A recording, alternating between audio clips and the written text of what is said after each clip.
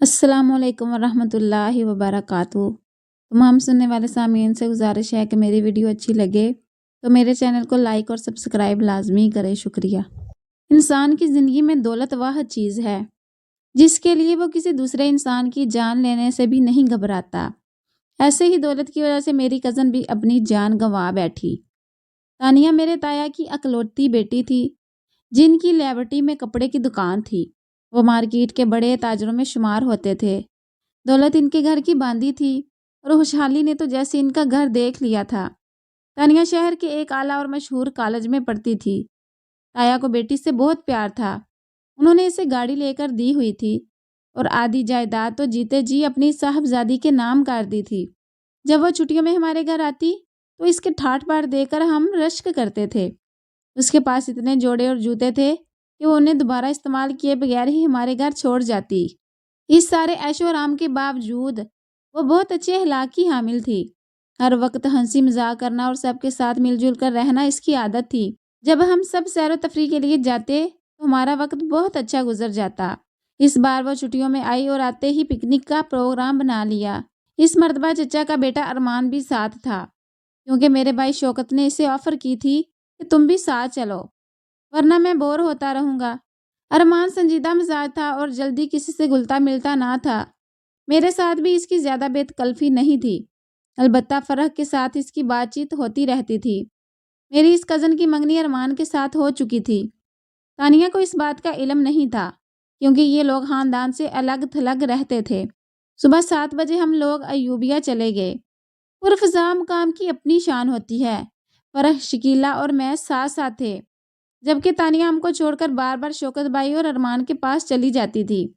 मैंने महसूस कर लिया कि वो अरमान में दिलचस्पी ले रही है, ताहम फरह ने इस बात को महसूस नहीं किया, क्योंकि तानिया की चुलबुली आदत का सबको इल्म था। खुदा ने अच्छी सूरत के साथ इसे ज़हीन भी बनाया था। वो बातों का फ़न खूब जानती थी। पिकनिक अच्छी रही। जब हम घर आए तो बहुत थके हुए थे, जल्द सो गए। अगली सुबह अरमान आया और कहने लगा, शबोबाजी सब कज़न से कहो आज मेरी तरफ डिनर है। मैं हैरान थी कि इस कंजूस कज़न को हमारी दावत करने का ख्याल कैसे आया। उस रोज़ फरह की अम्मी बीमार हो गई। वो इनके साथ अस्पताल में चली गई। हमें अरमान ने बहुत अच्छा डिनर कराया। कहते हैं खुशियों के दिन तेज़ी से गुजर जाते हैं। तानिया के अम्मी अबू उसको लेने आ रहे थे कि रास्ते में इनकी कार का एक्सीडेंट हो गया। ताया ताई और इनका ड्राइवर मौका पर ही जा बहक हो गए और हमारे घर में शोक का समा हो गया। तानिया ये खबर सुनकर बेहोश हो गई। वो पत्थर की मूरत की मानिंद खामोश थी। दिलाहर जब सकता टूटा तो वो बहुत फूट फूट कर रोई। अब वो अकेले लाहौर जाने पर राजी ना थी। अम्मी अब्बू ने यही बेहतर समझा कि वो हमारे पास रह जाए। अब्बू जान ताया अब्बू का कारोबार संभालने लाहौर चले गए और इनके घर को बंद करके चौकीदार को निगरान रख दिया गया। तानिया को वहां जाने से वहशत होती थी कि अपने वालिदैन को ना पाएगी तो दिल की क्या कैफियत होगी। मैं, फरह, शकीला और शौकत भाई सभी इसकी दिलजोई में लगे रहे थे। अरमान भी अफसुर्दा था और तकरीबन रोज़ ही इसे तसल्ली देने हमारे घर आ जाता था। तानिया को हम बाहर घुमाने ले जाते। मैंने महसूस किया कि अगर वो बहलती थी तो सिर्फ अरमान से। उसके साथ बातें करके तानिया को सुकून मिल जाता था। जब वो आता तो ये लड़की अपना गम थोड़ी देर को भूल जाती थी। जल्द ही दोनों में कुछ ऐसी दोस्ती होगी कि रोज़ मिले बगैर नहीं रह सकते थे। पर अब बहुत सादा फितरत थी। जब वो अरमान के साथ तानिया को बातें करते देखती तो दिल में कोई बदगुमानी न लाती, बल्कि खुश होती कि मेरी गमज़दा कज़न किसी तरह खुशी महसूस करे। मगर तानिया रफ्ता रफ्ता अरमान की ज़ात में गुम होने लगी। अब वो हर वक्त इसका इंतज़ार करती। अब अरमान फरह के घर जाने के बजाय हमारे घर आ जाता था। उसके मामलात में काफ़ी फ़र्क आ चुका था। फरह मेरी गहरी सहेली थी। मैं नहीं चाहती थी कि इसे मुस्तकबिल में किसी किस्म के धोखे का सामना करना पड़े, जबकि उस मासूम को कुछ खबर न थी। फरह अरमान से बचपन से प्यार करती थी और मुझसे इसकी ढेरों बातें करती। मैं जानती थी कि तानिया के आने से पहले अरमान भी इसे चाहता था और बतौर जीवन साथी इसके साथ मुस्तकबिल के ख्वाब देखता था। मगर सच है कि इंसान को बदलते देर नहीं लगती। एक दिन तानिया ने मुझे बताया कि अरमान उससे शादी करना चाहता है और वो भी इसे जीवन साथी के रूम में देखना चाहती है। उसने कहा, शबोबाजी आप ये बात अपने अम्मी अबू से कहिए, हम आपकी मदद के तालिब हैं। अम्मी ने सुना तो लम्हा भर को सकते में आ गई।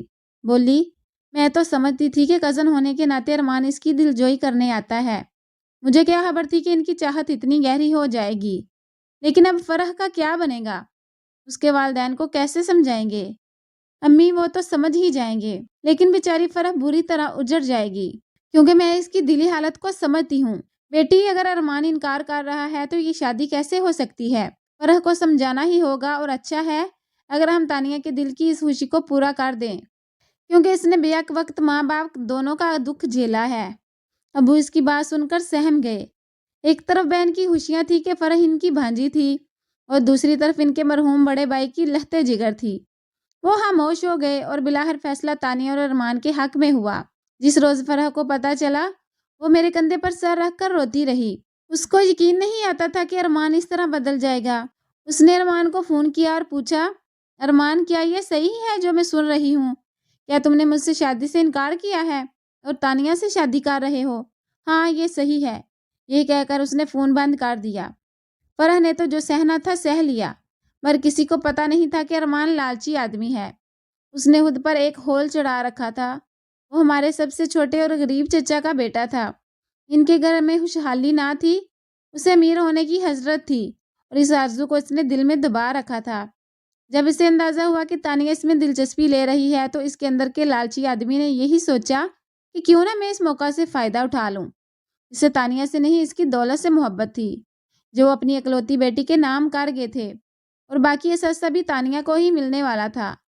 اس کے نزدیک اس موقع سے فائدہ نہ اٹھانا سراسر بے وقوفی تھی، جبکہ لڑکی خود بھی اس سے شادی کی آرزومند تھی۔ دکھی جان سمجھ کر سبھی نے تانیہ کا ساتھ دیا، اور بیچاری فرح کو بھول گئے تھے، سوائے میرے پھوپھا پھوپھی کے، جو اپنی بیٹی سے بہت پیار کرتے تھے، لیکن زمانے کے حجاب سے ان کے منہ پر تالے لگے ہوئے تھے۔ ارمان ٹھنڈے دل و دماغ کا آدمی تھا، تبھی وہ منصوبے بھی خوب بناتا تھا۔ ایک دو بار میں نے تانیہ کو سمجھانے کی کوشش کی کہ تم فرح کا خیال کرو، وہ تمہاری پھپھو کی بیٹی ہے، اگر اس کا خیال نہیں کر سکتی تو یہی سوچ لو کہ ایک انسان اگر اپنی منگیتر کو دھوکہ دے سکتا ہے تو تم کو بھی دے سکتا ہے۔ وہ بولی، یہ نظریات کا کھیل نہیں ہے، یہ دل کے معاملات ہوتے ہیں، تم اس بات کو سمجھو۔ لیکن شاید تم سمجھو گی نہیں، کیونکہ تم فرح سے زیادہ نصیحت رکھتی ہو۔ میں خاموش ہو بیٹھی۔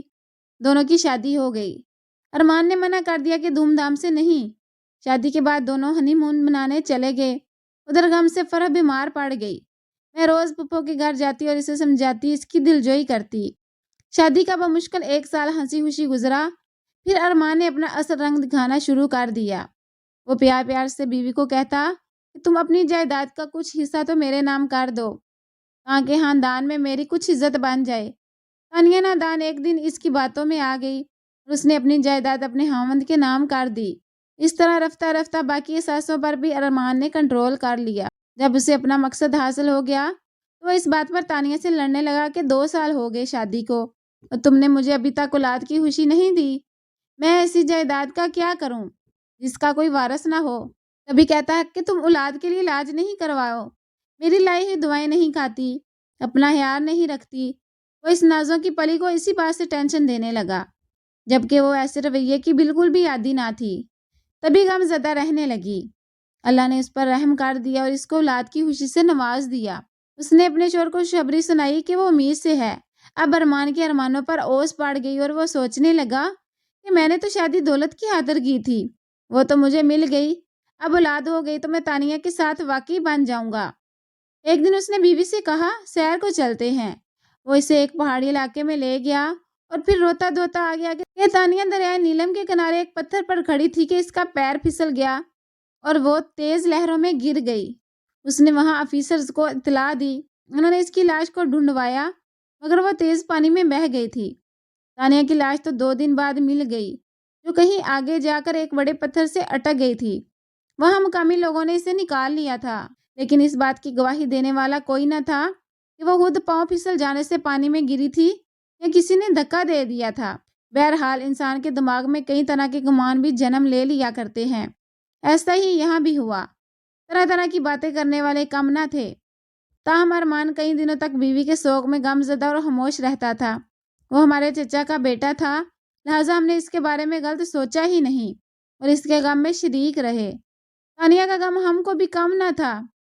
سب یہی کہنے لگے کہ تانیہ بد نصیب تھی، اسے اولاد کی خوشخبری بھی راس نہیں آئی۔ ایسے واقعات انسان کی زندگی میں ہوتے ہی رہتے ہیں۔ تانیہ کی وفات کو 1 سال گزر گیا تو ارمان کو فرح کی یاد آئی۔